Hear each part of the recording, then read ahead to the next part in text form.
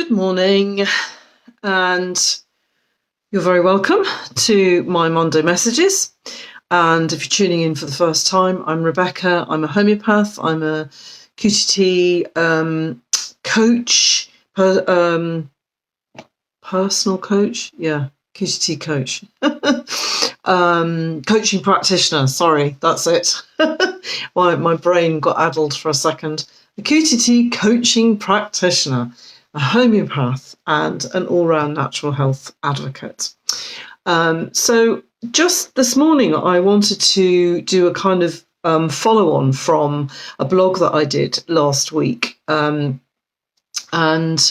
it was a blog that was kind of in a diary form of just outlining all the natural tools that I was able to use and to access when I became quite ill with a staphylococcal infection.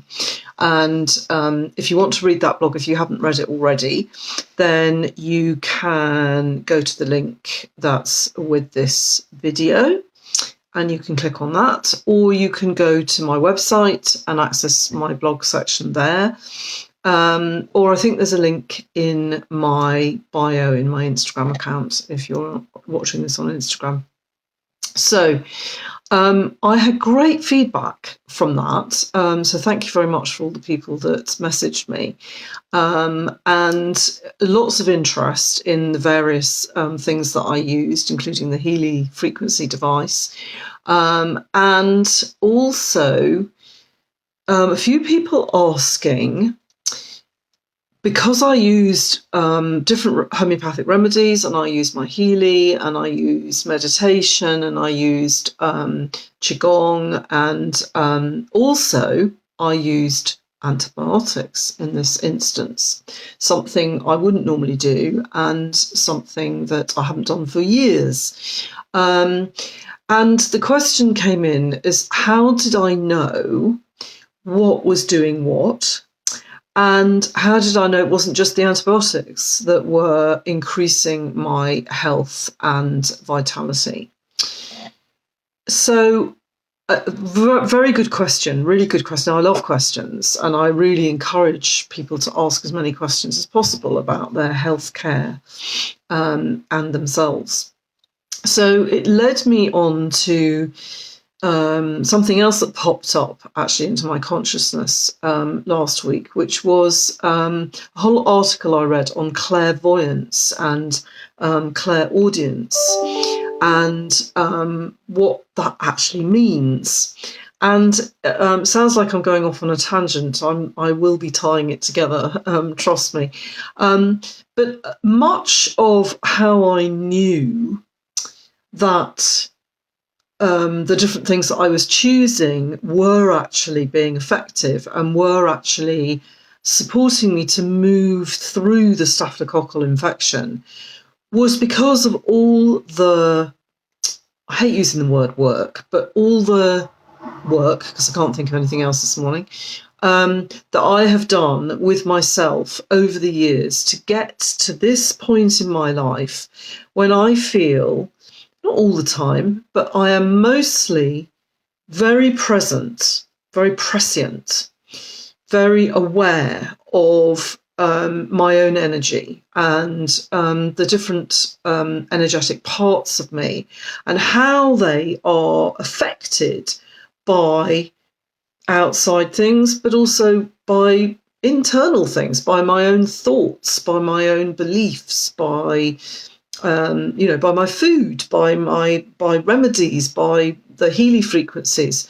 I'm very aware of that. And when this article came into my consciousness, all about clairvoyance and clairaudience and a few other clairs as well, I thought, okay, that's the state that we actually all need to aim for. Because clairvoyance actually comes from the French, for those of you who don't know this, and it literally means clear vision. And clairaudience means clear hearing. And there are a whole raft of other clairs that respond to our other senses as well.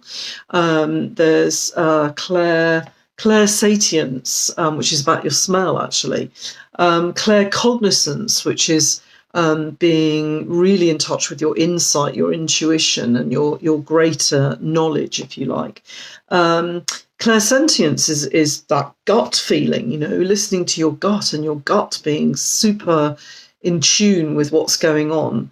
And clair empathy, so feeling that emotional connection and the emotional frequencies. And there's also then clairtangency, which is about feeling other people's energies and your own energies via touch. So it's a recognition that when all our senses are really doing what they're meant to do, that we are fully and wholly present and therefore able to access all kinds of resources and all kinds of information in order for us to form the right responses and the right responses for us. And many of us have become very disconnected from that. And I would say that for most of us, our journey through life and through health and dis-ease is becoming more connected with that kind of sensual presence. And we do have it as children. We often have it as children. We certainly did when I was young. Sadly, it's becoming less and less because we're so bombarded with stuff and we're so encouraged to switch off that side of us. And when I was looking at the definition of clairaudience in particular, the other words that are used to describe clairaudience could equally describe any one of the clairs. And that is being far-seeing, it's being perceptive, it's being intuitive, it's being discerning, and it's being prescient, meaning fully present. So I thought, okay, well, that's really why I was able to determine what was doing what, because I was fully aware of every part of myself and what it was doing. Partly because I stopped everything and I made a conscious decision to do that because there was no one else that was going to do that for me. And I just put everything else that was getting in the way out of my way so that I could feel that. So I did I tried a couple of homeopathic remedies that they did nothing for me. And I'm fully aware of that. I'm fully aware of when things affect me in my digestive region. I'm fully aware of when things affect my mood. When I was very, very irritable at one stage, really cross, and just didn't want anybody anywhere near me. And a remedy that I took at the time lifted that, and I was able to get back to myself and be able to receive and to, be kind to myself and to others and be a bit more pleasant to be around. I'm fully aware of when things affect my bowels, which is a very important part, and my digestion, because, everything is arranged in us around a central tube from our mouth to our anus, and how that operates, how that is able to process what we put in and what needs to come out is extremely important to our health. So, and I've spent a long time making those links consciously, and I make a living from doing that for other people. It's my job to notice what other people are perhaps not noticing and to encourage and support my clients to reconnect with not only their physical bodily functions and to be able to know what's going on for them, but also to notice when that happens So what are the triggers for that? And what actually can rebalance it and put it back to how it should be, in a way that works for them and for me. So for me, in answer to the questions about how did I know what was doing what, it's because I am fully present, or as fully present as I can be, to myself. I am clairvoyant, clairaudient, all of those clairs, if you like, when I consciously choose to be. And I find that is incredibly empowering. It makes me very resilient. Now, you're not always going to be like that, because sometimes you just don't feel well enough to do that, and that's part of that is knowing when that is the case, and knowing who to choose and who to trust to do that for you, to do that on your behalf, if you like, until you're well enough to take the reins again. So I hope that answers any of you who were wondering, how did I know? I can feel the antibiotics in my system, I did feel them in my system.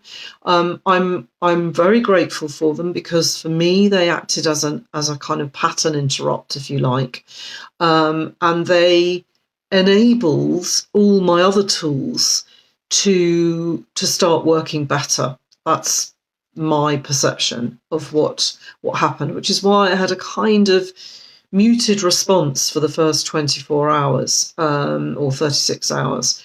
And then things turned around, and actually I could use my tools much, much better. Now, that doesn't often happen with me. I don't know quite why that was the case in this instance. That's what I chose. It worked for me. I'm very conscious of the price that we can pay when we choose things like antibiotics. So I've been mitigating all of that, and I know that all the other tools that I chose did that for me, so that the ill effects of the antibiotics, I haven't really felt them, to be honest. So that's the answer to your questions, those of you that asked. I hope that's okay. If you still have questions, then please do either book a free clarity call with me, or message me, or however you want to get in touch. I welcome questions. They're really healthy. That's it. I wanted to encourage anybody who isn't already doing so to really get into the practice of making those links, of really noticing when things affect your digestion, your bowel habits, your bladder habits, your mood, your energy, or your general energy levels.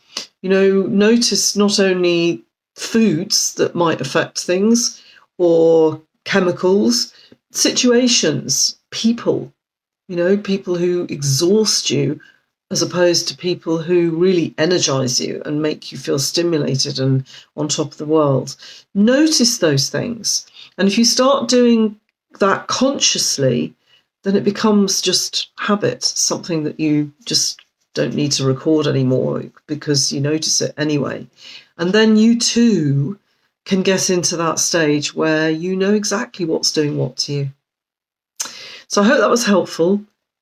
Do feedback anything, or ask me any questions, and have a beautiful week. Thanks for listening and watching. Bye.